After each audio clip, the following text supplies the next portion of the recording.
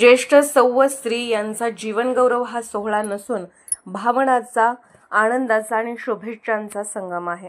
Police मित्र association व वेद फाउंडेशनचे नाविन्यपूर्ण उपक्रम कौतुकास्पद। माजी खासदार डॉक्टर निवेदिता माने।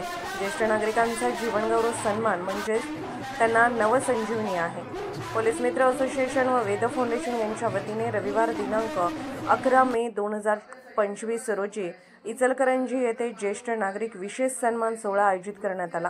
यामध्ये संघर्षमय जीवनातून उभारी घेत कुटुंबालाही घडवण्यासाठी अहोरात्र अविरतपणे कष्ट घेतलेल्या ज्येष्ठ नागरिक 11 ज्येष्ठ दाम्पत्याचा विशेष गौरव करण्यात आला। हा कार्यक्रम इचलकरंजी येथील रोटरी क्लब हॉलमध्ये ज्येष्ठ नागरिक जीवनगौरव सन्मान सोहळा असोसिएशन संस्थापक अध्यक्ष डॉक्टर युवराज मोरे, असोसिएशन महिला राज्याध्यक्ष तथा वेद फाउंडेशन यांच्या वतीने आयोजित करण्यात आला होता। या कार्यक्रमाला प्रमुख मार्गदर्शिका म्हणून माजी खासदार डॉक्टर निवेदिता माने तर प्रमुख उपस्थितीत लेखक संदीप राक्षे, IGM हॉस्पिटलच्या वैद्यकीय अधीक्षक डॉक्टर भाग्यरेखा पाटील, स्वामी समर्थ पेट्रोलियमच्या ऑनर अनिता गव्हाले, सामाजिक कार्यकर्ते शीतल बिडकर, ज्येष्ठ नागरिक संघाचे सहसचिव प्राध्यापक अण्णासाहेब क्वाने यांच्या हस्ते श्रावणबाळ, स्वर्गीय कैलासवासी श्रीराम निवळेकर व कैलासवासी सौ निर्मला निवळेकर यांच्या प्रतिमेला पुष्पहार अर्पण व दीप प्रज्वलन करण्यात आले। असोसिएशनचे संस्थापक अध्यक्ष डॉक्टर युवराज मोरे यांनी स्वागत व प्रास्ताविक करताना दोन्ही संस्थेच्या कार्याचा आढावा घेतला व ज्येष्ठ नागरिक जीवनगौरव सोहळ्याचा उद्देश स्पष्ट केला। यावेळी प्रमुख मार्गदर्शिका माजी खासदार डॉक्टर निवेदिता माने मार्गदर्शन करताना म्हणाल्या, घरातील ज्येष्ठ व्यक्ती ही आपल्या कुटुंबासाठी नेहमीच प्रेरणादायी आहे। स्वतःच्या इच्छा आकांक्षा बाजूला ठेवून आपल्या कुटुंबासाठी अहोरात्र परिश्रम घेऊन आपल्या मुलांना शिक्षण, आरोग्य आणि जीवनातील सुख समाधानाचे आयुष्य घडवतात। यासाठी आपली जबाबदारी आहे की त्यांच्या चेहऱ्यावर हसू, आनंद कधीच कमी नाही झाला पाहिजे। त्यांच्या आरोग्याची काळजी, त्यांचा औषधोपचार, कुटुंबातील लहानपणापासून ते मोठ्या माणसापर्यंत आदर, प्रेम आणि सन्मान देणे आवश्यक आहे। तर ज्येष्ठ नागरिकांना सल्ला देताना श्रीमती माने म्हणाल्या, आपल्या हातातील गोष्टी आपणच केल्या पाहिजेत। त्यासाठी कुटुंबावर अवलंबून राहायची गरज नाही। ज्यावेळी मुले मोठे होतात, लग्न झाल्यानंतर त्यांना आपल्या आई-वडिलांनी आपल्यासाठी किती कष्टाने घडवले आहे, आपलं कर्तव्य आहे की आपण त्यांची काळजी घेतली पाहिजे। त्यांचे सुखदुःख काय आहे हे लक्षात घेऊन त्यांच्याकडे लक्ष दिले पाहिजे। काही ठिकाणी जर आपल्याला दुर्लक्षित केले जात असेल तर आपला आधार आपणच झाले पाहिजे। पोलीस मित्र असोसिएशन आणि वेद फाउंडेशन या दोन्ही संस्थेचे करावे तितके कौतुक कमीच आहे की त्यांनी आज समाजात आणि कुटुंबात ज्येष्ठ नागरिकांना दुर्लक्षित केले जाते, त्यांच्या संघर्षाची दखल घेतली जात नाही, अशा सर्वांचा सन्मान करून त्यांच्यात एक नवे चैतन्य निर्माण केले आहे। माझी आई 1 वर्षापूर्वी गेली नाही तर आई-वडिलांना सोबत कार्यक्रमाला आणून मीही त्यांचा गौरव केला असता, असे भावनिक उद्गार काढताना श्रीमती माने यांना अश्रू आवरले नाही आणि संपूर्ण हॉल भावनिक झाला। पोलीस मित्र असोसिएशन व वेद फाउंडेशन नेहमीच सर्व घटकातील समस्या सोडवण्यासाठी कार्यरत आहे आणि विशेष सन्मान करण्यात पण कुठेही मागे नसतात। ही खासियत आपल्याला आवडते।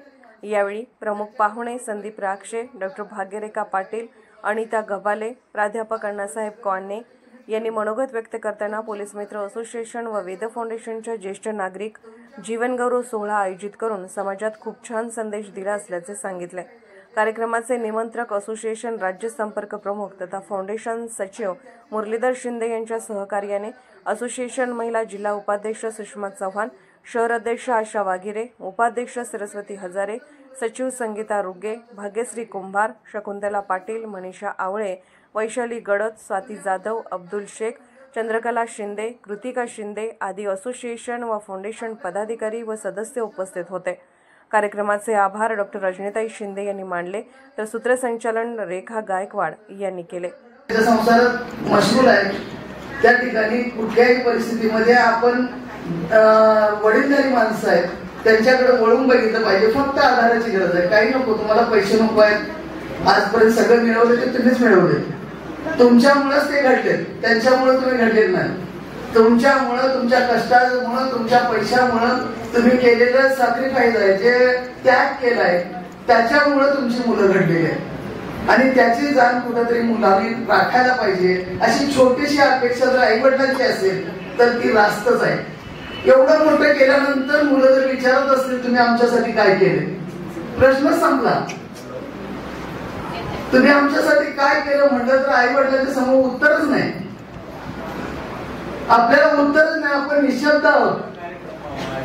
दगडू माने साहेब, असा जर प्रश्न मुलांनी विचारला, एवढं सगळं कमवून ठेवल्यानंतर, एवढं घडवल्यानंतर तुम्ही आमच्यासाठी काय केलंय, हा जर प्रश्न मुलांनी आम्हाला विचारला तर आमच्या समोर उत्तरच नाही. आणि म्हणणं आम्ही काहीच केलं नाही तुमच्यासाठी, काहीच केलं नाही. तू आहेस तेच बरोबर आहे, तू असाच घडलास, तू असाच मोठा झालास, तू अशीच मोठी झालीस, पण आम्ही केलं ते आमचं कर्तव्य केलं. आताची मुलं म्हणतात कर्तव्य सगळे आई वडीलच करतात, तुम्ही काय वेगळं केलं? सगळ्या जगातच असं घडते, सगळ्या जगाचीच मुलं मोठी होतात, सगळ्या जगाचीच मुलं आपल्या पायावर उभा राहतात, त्यांचे आई वडीलच त्यांना सपोर्ट करतात. तुम्ही जगापेक्षा काय वेगळं केलं? आपल्याकडे उत्तर असत नाही. त्यावेळेला मी सांगेन की ज्येष्ठ नागरिक म्हणून आपलं दुःख आपण मुळू रडण्यापेक्षा, अंतर्मनात रडण्यापेक्षा हसत हसत जगा, हसत हसत जगा.